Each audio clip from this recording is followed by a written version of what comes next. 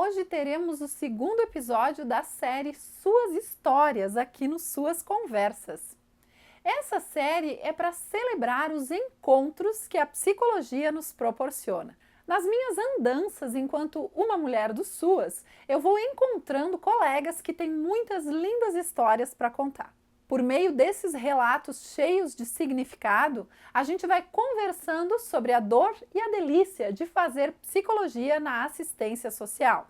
Essa é uma série que também pretende atingir estudantes de psicologia, para que eles conheçam um pouco desse mundo da atuação do psicólogo nas políticas públicas, em especial na assistência social. Além disso, pretendemos contribuir com os colegas recém-chegados ao SUAS, que ainda estão meio se sentindo que caíram de paraquedas, expressão muito usada para definir como muitos de nós nos sentimos ao chegar nessa política pública. Vamos lá para mais algumas histórias de psicologia no SUAS? Eu sou Ana Pincolini e esse é o Suas Conversas.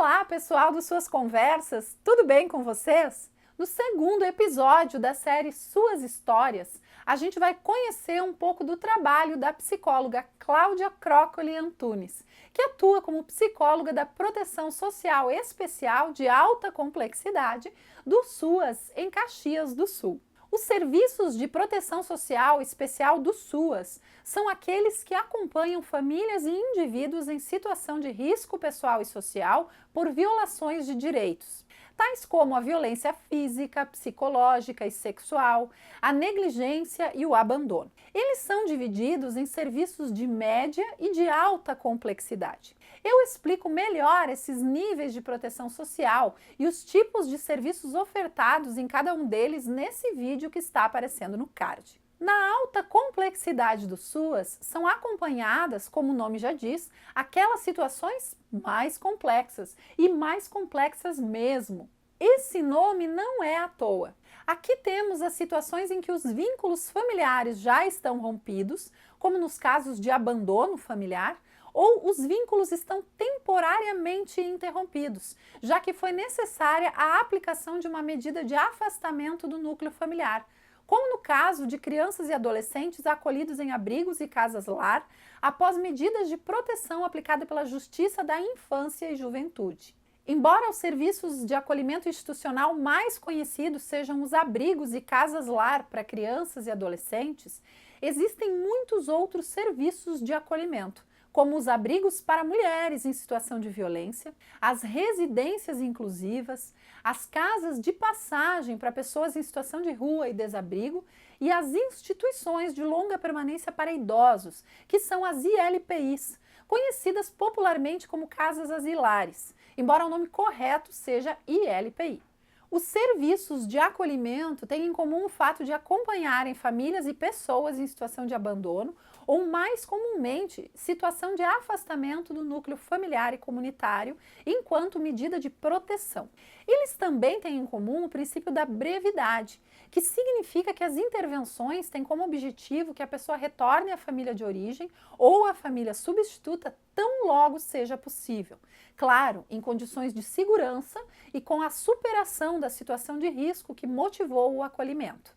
Outro princípio fundamental dos serviços de acolhimento é o da excepcionalidade. O acolhimento se dá em caráter excepcional, ou seja, antes de partir para um acolhimento, a rede de atendimento precisa ter esgotado as demais alternativas e trabalhado com as famílias no sentido de superar os padrões violadores de direitos e os ciclos de violência intrafamiliar. Isso envolve acompanhar as famílias, encaminhá-las para serviços de outras políticas públicas, possibilitar o acesso a tudo que for necessário para que a situação de risco seja superada e não seja necessário o afastamento da pessoa do seu núcleo familiar. Só que, infelizmente, nem sempre é possível evitar o acolhimento. E aí, quando ele acontece, estamos diante de serviços que têm como desafio trabalhar para a reinserção na família e na comunidade o mais breve possível. E nem sempre essa reinserção se dá na família nuclear. Pode ser para a família extensa, por exemplo, tios, avós, ou mesmo para a família substituta, como no caso da adoção. Enquanto psicólogos atuando na alta complexidade do SUAS, poderemos trabalhar, portanto, em abrigos e casas-lar para crianças e adolescentes, em serviços de acolhimento familiar, em geral conhecidos como famílias acolhedoras, em serviços de acolhimento institucional para jovens adultos com deficiência, em serviços de acolhimento para mulheres em situação de violência e para pessoas e famílias em situação de rua, além das instituições de longa permanência para idosos. Então, existe aqui um grande leque de serviços que se abre para nós psicólogos do SUAS. E a nossa entrevistada de hoje, afinal, a psicóloga Cláudia, será que ela trabalha em que tipo de acolhimento? Será abrigo? Será casa-lar? Será casa de passagem para pessoas em situação de rua? Será um serviço para acolhimento de mulheres em situação de violência? Na verdade, ela não trabalha em nenhum desses, mas a atuação dela contribui com vários deles, em especial com todos os serviços de acolhimento de crianças e adolescentes aqui de Caxias do Sul. Estamos falando em 19 serviços, ou seja, 15 casas-lar, 3 abrigos institucionais e um serviço de acolhimento familiar, as famílias acolhedoras. Isso porque a Cláudia trabalha no Núcleo de Acolhimento Institucional, o NAI, especificamente com os acolhimentos de crianças e adolescentes. Muitos municípios não têm abrigos ou casas-lar e muitos outros têm apenas um desses equipamentos. Em municípios maiores, que possuem vários serviços de acolhimento, além das equipes técnicas dos abrigos, casas-lar e serviços de acolhimento familiar, é interessante criar núcleos que deem suporte técnico ao acolhimento de crianças e adolescentes, ao acolhimento de idosos, enfim, aos diversos segmentos de pessoas que podem estar em acolhimento. Muito além da simples regulação das vagas, que é definir para qual dos abrigos ou casas-lar aquela criança irá, ou para qual das ILPIs aquele idoso irá, essas equipes contribuem na discussão dos casos. Elas participam de reunião de rede, de audiências, enfim, elas acabam interagindo com as equipes de todos os serviços de acolhimento e conhecendo as situações das pessoas que estão acolhidas nesses serviços. Então vamos lá adentrar no universo da psicologia na alta complexidade do SUAS junto com a colega Cláudia? Mas antes, se você gosta dos nossos conteúdos aqui no Suas Conversas, inscreva-se no nosso canal e ative o sininho das notificações para ser informado cada vez que postamos vídeo novo por aqui. E vamos lá escutar mais algumas histórias de psicologia no Suas. Então, né, eu direcionei, assim que eu me formei, eu me direcionei para a área clínica e junto na área clínica para a área esportiva, porque elas são, assim, associadas, né, e também para a dinâmica de grupo, né. E dentro disso, eu atuei em empresas, eu atuei em equipes de basquete, de esportes, eu atuei, também na área de psicologia escolar, então eu conhecia já quase todas as áreas, assim, né, menos na área da assistência. Então, eu fui, né, ao longo desses anos, até 2019, que foi quando eu entrei, né, na FAS, pelo concurso, eu estava, então, trabalhando na escola Murialdo como psicóloga escolar, e paralelamente a isso, então, eu fazia os meus atendimentos clínicos, que eu sigo fazendo, tenho um consultório, então, na área clínica de abordagem psicanalítica, e onde eu também atendo atletas, né, que também é a minha especialização. Então, aí eu resolvi fazer o concurso também para me experimentar, né, passei e entrei. Fiz em 2018, entrei em 2019. E para mim foi um baque muito grande, assim, porque imagina, eu já tinha trabalhado em várias áreas da psicologia e querendo ou não, uma ou outra meio que está associada, assim, né? Ah, eu sou psicóloga clínica, eu consigo trabalhar com atleta, mesmo que eu não tivesse especialização na área do esporte, eu saberia trabalhar. Eu sei trabalhar na área escolar, porque eu já tenho uma vivência clínica, eu já tenho a base da psicologia, né? Não precisaria, assim, uma especialização, por exemplo, né? Então, acho que a minha graduação e as minhas especializações me ajudaram a circular bastante nessas áreas que eu atuei, né? Mas não na área da assistência, não completamente, vamos dizer, não tão fácil. Então, para mim, foi bem difícil no começo, porque eu me sentia numa nova profissão, assim, inicialmente. Depois eu fui começando, claro, a associar melhor, linkar as coisas. Mas de primeiro momento, assim, onde eu estou? O que que eu estou fazendo aqui? Qual que é o meu papel? Porque eu estou num setor de gestão, mas eu não sou psicóloga organizacional, né? Eu não sou psicóloga clínica, porque eu não estou atendendo casos, mas eu estou, enfim, acompanhando casos, né, de crianças e adolescentes em acolhimento. Eu preciso direcionar vagas, e essas vagas precisam ser qualitativas, não é só números. Eu preciso entender a política da assistência toda, né, que eu entrei já precisando fazer sem saber o que era, como funcionava, CRAS, CREAS, ou se os serviços como se articulam, para que serve, para que quando uma criança é acolhida, não é. Então eu precisei estudar muito quando eu entrei. Eu tive que ler tudo em relação à criança e adolescente em acolhimento, Estatuto da Criança e Adolescente. E então a partir disso eu fui entrando mais nesse mundo, claro, o mundo da alta complexidade. E então aí eu fui ao longo dos meses eu fui entendendo o que eu estava fazendo. Então foi um processo assim no começo bem difícil, porque como eu falei antes, era como se eu estivesse aprendendo uma nova profissão. Eu tinha que ler, estudar e entender o que eu estava fazendo, qual era o meu trabalho.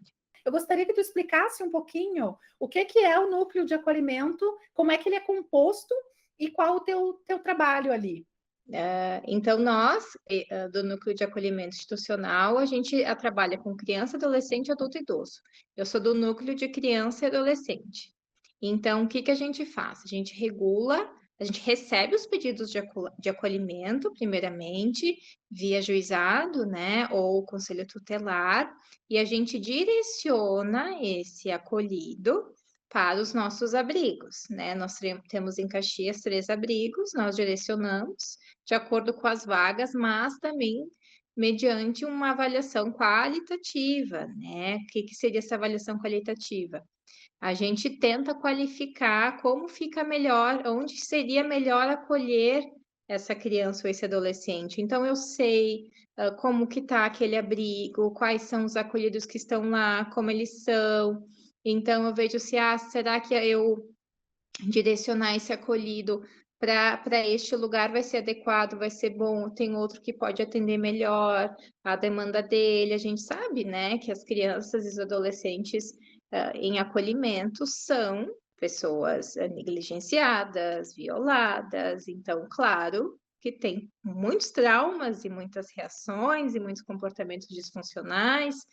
Então, enquanto psicólogos técnicos, a gente precisa ter este olhar para conseguir entender para onde direcionar e também, né, a gente regula as vagas de transferência de abrigo para casalar, né? Abrigo é a porta de entrada de acolhimento e quando a gente entende então que é um acolhimento de longa permanência, a gente transfere para uma casalar, onde eles ficarão possivelmente anos. Ali também a gente precisa escolher uma vaga que fique bem, uma casa que seja dentro das possibilidades mais adequada para aquela criança ou para aquele adolescente. Aí eu fui entendendo por que que era importante ter um psicólogo lá, né? A minha equipe né, ela está crescendo, os técnicos é uma assistente social e uma psicóloga. Então, daí eu fui entendendo porque a dupla, né? Porque esse entendimento dinâmico da personalidade, das patologias, elas nos ajudam a qualificar o nosso trabalho. Assim como a gente acompanha todos os casos do início ao fim, então a gente faz discussão de caso, reunião de rede com a saúde mental, e daí a gente precisa, para articular, direcionar encaminhamentos, articular um plano de ação, que a gente dá esse suporte para as equipes que estão nos abrigos e nas casas-lar, a gente precisa ter um conhecimento teórico, né? A gente precisa entender daquele sujeito, a gente precisa entender daquela dinâmica psíquica, né? Daquele diagnóstico. Então, eu fui, ao longo do tempo, entendendo a importância de ser psicóloga no NAI, né? E a gente vai conseguir até, daí, junta a minha formação em dinâmica de grupo, né? Que auxilia, porque A gente trabalha com equipes, né? A gente acompanha as equipes, os locais, os abrigos, as casas lar. Então, as equipes também têm suas dinâmicas, têm seus funcionamentos. Então, como o acolhido se comporta numa equipe, depois se comporta em outra, tem a ver com os funcionamentos de uma, de outra. Coisas assim que ao longo da prática a gente vai percebendo como é importante esse olhar técnico.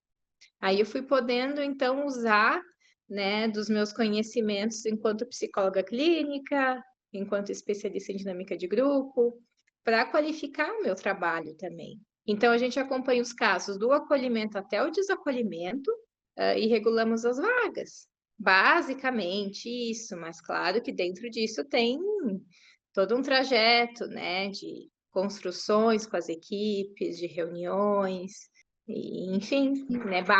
Isso é basicamente o nosso trabalho, assim.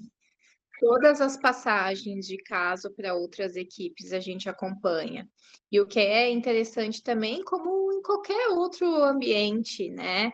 Quando tem alguém que está acompanhando de fora, às vezes consegue ter um olhar diferente de quem está ali dentro vivendo, e às vezes já está estressado, já está mais contaminado.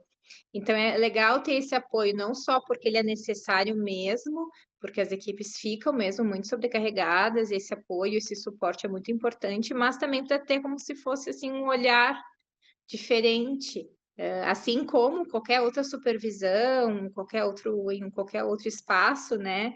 É legal ter essas equipes que estão dentro e que estão fora, né, do ambiente, assim, para dar esse suporte. Então, a gente acompanha as passagens de caso para o CREAS, a gente acompanha qualquer outra reunião de rede, a gente acompanha as audiências. Então, é um trabalho bem complexo e que vem, né, no nosso setor ali, ele vem sendo ampliado. Agora, a gente tem também uma educadora social que nos ajuda, quantificar dados, qualificar dados também, regular, a nos ajudar a direcionar e regular algumas vagas. Tem uma vivência de abrigo que nos ajuda também. Então, a gente está ampliando o setor, né? Mas eu sei que agora a gente está focando mais no fazer psi, assim. É um trabalho, assim, bem diferenciado, assim, né? Trabalhar o fazer psicológico na assistência, ele é diferenciado. E para mim vem sendo uma experiência muito interessante. Eu no começo, assim, até me questionava, será que eu vou dar conta de entender tudo isso, como funciona? Eu vou conseguir ajudar, eu vou me adaptar. Assim, sim, né? E a gente vai vendo que o nosso trabalho faz sentido. E mesmo que a gente, né, não tenha, pelo menos eu não tive, né, na minha formação em psicologia, muita base, assim, da assistência, né? Mas mesmo assim a gente pode correr atrás, estudar, tem muitos materiais, né? E aprender com os colegas também. Que desafios tu colocaria assim? Quais as maiores dificuldades assim que vocês têm? Que desafios tu pensa assim para a psicologia no SUAS ali na alta complexidade? Eu acho assim, entender a política de assistência, porque é muito grande, é muita coisa, e não é só entender assim na teoria, entender na prática, né? Tudo que inclui a política de assistência, seja tanto a nível de benefícios, quanto a nível de funcionamento de serviços, articulações, um histórico que também influencia bastante, assim, da gente entender os funcionamentos. Isso foi, eu acho que o desafio inicial, assim, de poder entender onde a gente está trabalhando, né? Quem somos nós aqui, o que estamos fazendo, para o que queremos, para onde vamos, né? É, que acho que isso não existiu na minha formação enquanto psicóloga, né? Precisei estudar por fora. Depois disso, eu acho que os maiores desafios da alta complexidade é lidar com os casos, né? De entender e tentar achar a melhor solução dentro das possibilidades de encaminhamentos, né, para casos tão difíceis que a gente está todos os dias tendo que lidar e que pensar, e às vezes redução de danos também. Acho que esse é um desafio bem grande. Acho que as equipes dos abrigos, das casas lar, acabam também ao longo do tempo ficando muito sobrecarregadas, né? E a gente também precisa ser esse apoio, esse suporte, e ser compreensivo com eles também, né? A gente está de fora, a gente sabe dos casos, recebe os casos, pensa nos casos, a gente não está vivendo, né, como eles estão vivendo. Então, a gente também precisa ter esse olhar para com os colegas, né? Acho que são desafios assim que o NAI impõe. E que bom, a gente também tem que ter um bom relacionamento, eu acho, porque já que a gente lida com todos os serviços, seja da assistência, seja da saúde mental, ou seja da habitação, né, de qualquer outro assim, a gente precisa se relacionar, precisa aprender a articular, precisa aprender a negociar. Acho que também é uma habilidade a se desenvolver para quem trabalha na assistência, né? O diálogo, porque a gente está sempre dialogando, sempre conversando, sempre negociando, sempre pensando, e nunca é sozinho, né? Não é um trabalho que se faz sozinho, então acho que é uma habilidade que precisa ser conquistada, desenvolvida. Eu vejo isso como um grande desafio também. E a gente lida com frustrações o dia todo, né? Porque já que são casos da alta complexidade, são casos sempre difíceis. Então, são situações que frustram muito a gente, né? Claro que temos muitos finais felizes também, mas a gente precisa lidar muito com essas frustrações e pensar e achar saídas e pensa um encaminhamento e não funciona, e pensa outro e não funciona, e lida com o sofrimento, né? A gente lida com o sofrimento do sujeito todos os dias. Então, a gente também precisa estar bem para isso. Também é um outro desafio, né? A gente ficar bem também tendo que lidar, né, com todas essas situações. E vocês viveram, nesse tempo que tu tá no NAI, teve alguma situação de devolução, por exemplo, de adoção? Várias, várias. Eu não sei agora precisar quantas, mas eu vou te dizer que pelo menos umas 8 deve ter acontecido nesses 2 anos que eu tô lá. Porque, como vocês sabem, quem está nos assistindo, na lei diz o seguinte, né? A adoção ela é irrevogável. Mas quem trabalha no acolhimento sabe que às vezes, infelizmente, acaba acontecendo a devolução. Às vezes, assim, quando o judiciário nos avisa, tal criança vai voltar para o acolhimento, né? Ficou um período em adoção adotada e os familiares, enfim, não querem mais, né? Os pais adotantes, a gente já direciona direto para casa lar, para também não causar mais sofrimento, assim, casa lar é um pouco mais familiar, né? A gente também tem esse cuidado. Mas e não só isso nos frustra, mas também às vezes até as próprias experiências familiar, retorno para os pais ou guarda para a família extensa, fica um tempo bem, depois se desorganiza, precisa voltar para acolhimento. Acontece isso, né? Ou às vezes um caso que foi desacolhido há 2 anos atrás, volta para acolhimento. Né? Isso até é mais frequente, isso também frustra, né? Porque se faz todo um investimento. Mas, claro, frustra porque é o nosso desejo, né? Que se reorganize, que funcione. E tem todas as expectativas, né, dessa criança com a família de origem, de É, repente retornar, né, para a família de origem, ou para a família extensa, ou para a família nuclear, né? e eu acho que a gente entender o sofrimento do sujeito é algo bem importante, sendo psicólogo, trabalhando na alta, assim, né? Entender do sofrimento humano e as suas reações. Né? Como o ser humano reage aos seus sofrimentos. Aí tem um adolescente lá super rebelde, agressivo, né? E a gente poder entender que aquele ser humano está em grande sofrimento. Eu acho que também é um aprendizado, assim, né? Sim, mas eu sinto que o nosso trabalho enquanto psicólogos é bem valorizado, assim. Acho que é um trabalho que tem uma importância bem grande na assistência. Acho que a gente consegue sim ter um olhar diferenciado pela nossa formação, o que também nos dá bastante respaldo. A gente consegue sim atuar baseado na nossa formação, falando da alta, né? Também quando a gente vê um caso bem sucedido de adoção, um caso bem sucedido de retorno ou para a família nuclear, para a família extensa, Quando a gente percebe também, né, esses retornos positivos, esses finais felizes, que existem vários também, né? A gente também sente que está fazendo um trabalho que faz sentido.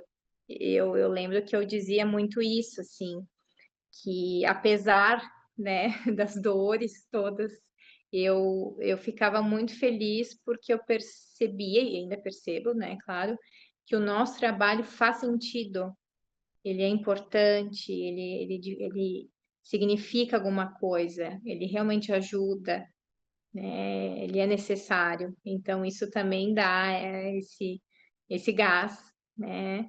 E da gente poder observar também tudo que a gente consegue construir de positivo e ajudar.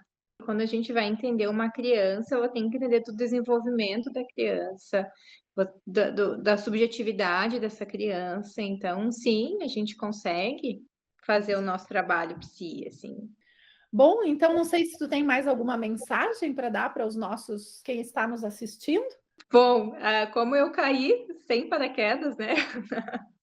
Que a minha formação e as minhas especializações não tinha nada a ver com assistência, mas que é possível, que é um trabalho bem importante, é um trabalho que contribui muito e que a gente também se realiza, assim. Eu me sinto bastante realizada nesse trabalho, né, por ser psicóloga e hoje, né, eu entendo que toda a minha bagagem, né, anterior, e também a minha bagagem enquanto psicóloga clínica, que ainda sou, né, ainda tenho consultório, contribui muito. Então, agrega, né, agrega valor, agrega experiência. Então, para quem, né, está entrando assim, é só uma questão de tempo, de estudo, de se habituar e achar o seu lugar, né? Que eu acho que cada um também vai se adaptando na alta, na média, na básica, cada um tem um perfil, né? E também vai entendendo, acho que ao longo dos anos, onde se encaixa melhor, né? Tem que se experimentar. Eu caí direto na alta, mas me sinto super bem adaptada, assim. Uma mulher das suas. Agora sim, agora sou. Uma mulher dos suas da alta complexidade. Uma mulher das suas na alta complexidade. A gente agradece muito, muito a disponibilidade da Cláudia e convidamos você a assistir as próximas histórias de psicologia no SUAS que irão aparecendo por aqui. E enquanto isso, eu convido você a curtir, compartilhar e se inscrever nos Suas Conversas. Aqui é um grande ponto de encontro virtual dos trabalhadores do SUAS. Tchau! Até o próximo episódio da nossa série Suas Histórias. Histórias de Psicologia no SUAS.